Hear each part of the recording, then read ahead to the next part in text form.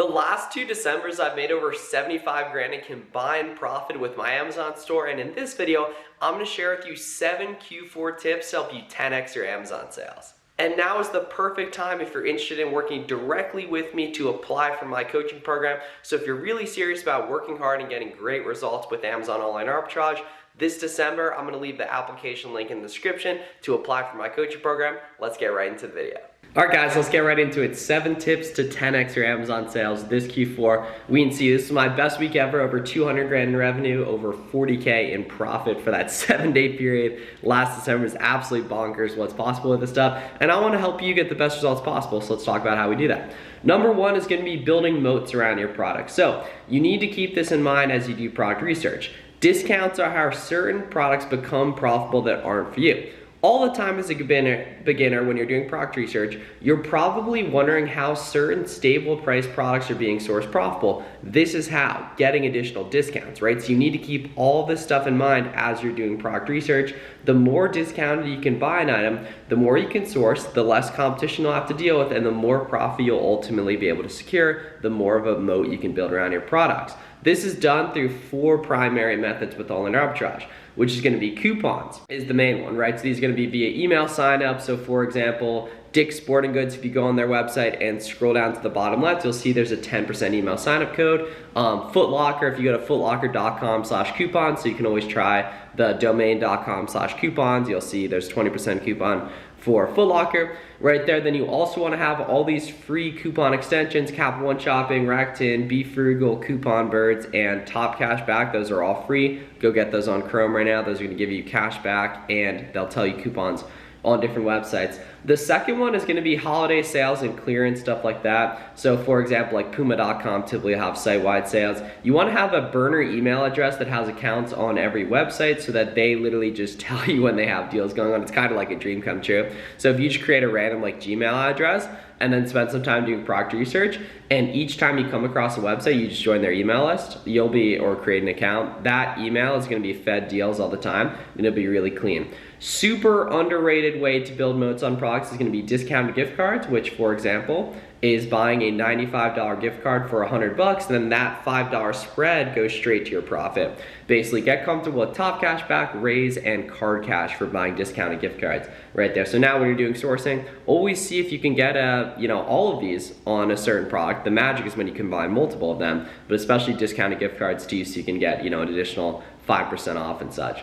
Basically, rewards accounts that give further discounts are awesome, right? So you always want to be checking out through an account on different websites. Kohl's Cash is a great example of that. Rack Room Shoes gives 15 bucks back for every 200 spend, I believe. That's another example right there. So the magic is when you can combine all this stuff. So you want to go through a checklist each time you find a new website. What can I get of these, and can I combine multiple of these? Because that's where a lot of profit's going to be unlocked with online arbitrage. Okay, merch fulfilled madness. So this is gonna be an incredible key. All of the explosive growth you see, or the majority of the explosive growth you see from people this Q4, a lot of it's gonna be based on merchant fulfilled, because you can sell items way quicker and replenish them way quicker. If you wanna sell an item FBA, it's gonna take 1 to 3 weeks to get there. But if you want to sell an item FBM, you're going to be able to learn way quicker and know if that was a good purchase way faster. Utilize 0-day handling time for increased buy box share, and eventually during December, you'll go back to 2-day handling. And you're going to want to be using an automated repricer, which I have a tutorial for in the description in terms of the one that I really like and recommend. It's important to note that the closer we get to December, the more and more items are going to be FBM friendly, and then the best days for sales period are going to be December 5th to the 15th. So if you have a 9 to 5 and you want to take off to have extra time to source, extra time to fulfill FBM orders directly to the customers, I'd recommend doing it between the 5th and the 15th, ideally weighted towards the earlier part of that period. Don't overthink the whole supply thing. You can easily get supplies from Walmart, Amazon, Staples. The main ones you're probably going to be using are 4x8 bubble mailers for smaller products like beauty stuff, and then 9x12 poly mailers, 12x15.5 poly mailers, and then something in the range of 15x12x10 boxes for shoes and larger products like that.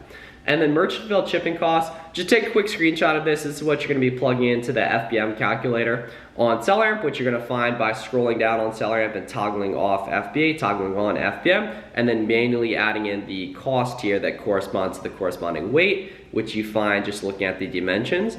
on SellerAmp, which is just hovering over the box, which is on the main Chrome extension right there. So sub 1 pound is mainly gonna go USPS.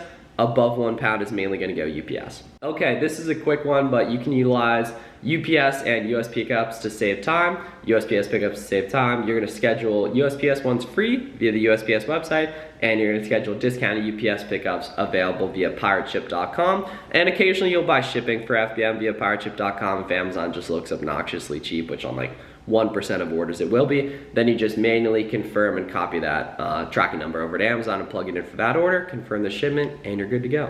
Okay, so this is super important right here, and it's really hard to see until you actually deal with it, but a lot of you guys are gonna deal with it, and it's gonna be beautiful. You gotta understand the concept of core ASINs and the 80-20 rule. Now, 20% of your ASINs are gonna produce 80% of your profit. 20% of your suppliers are gonna produce 80% of your inventory.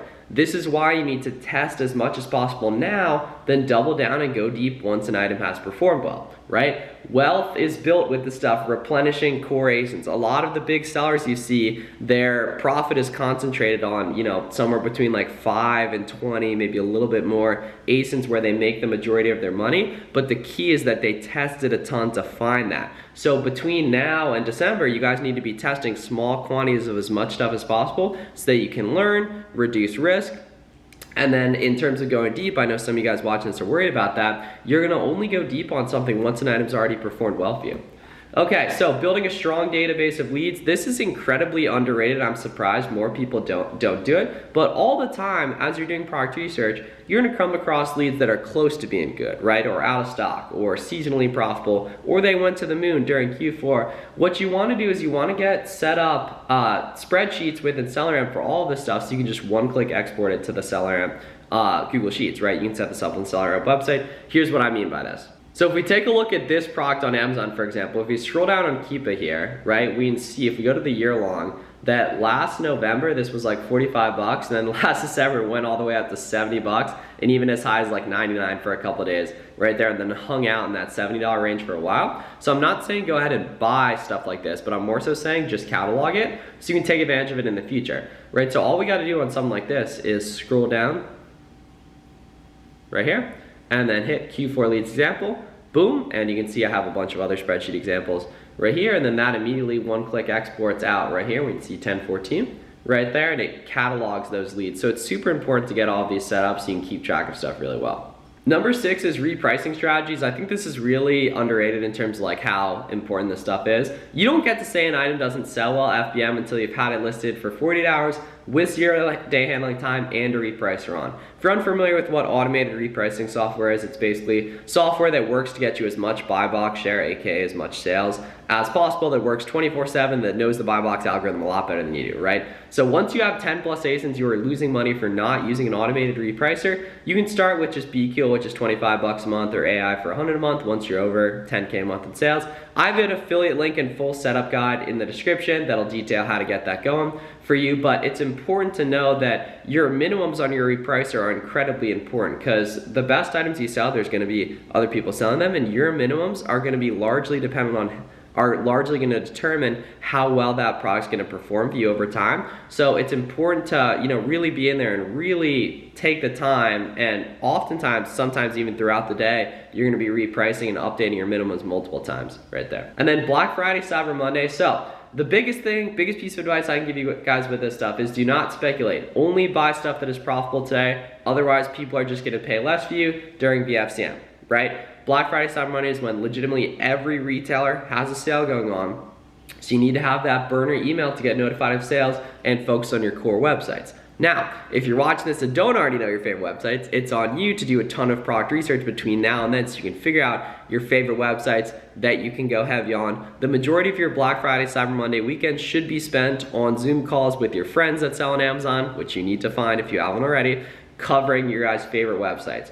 You gotta remember, 80-20 rule is such a big thing. A lot of sales continue into December, so you'll make your big money replenishing second, third, and fourth purchases via FBM. And the clutch thing is that a lot of these sales do continue into December. And then also, if you're selling a lot of big brands, a lot of these products will be carried on multiple websites, and as the value goes up throughout December, it's gonna unlock profit on certain websites because you can pay a little bit more for those products that you normally couldn't. So for example, product might be on Kohl's and Dick's Sporting Goods, for example, and Kohl's might be cheaper, but then the value goes up 20% on Amazon, so now it's profitable on Dick's Sporting Goods as well, and that's why you need to be using those spreadsheets, as I mentioned, so you can build a database of leads and really be able to take advantage of the stuff as much as possible. So that's the 7 Q4 tips. Daily live streams to the end of the year. I don't want anyone left behind. Let's pump. Let's go to the moon. We got a ton of opportunity. It's going to be a lot of fun. Let's get after it, guys. Thanks for watching.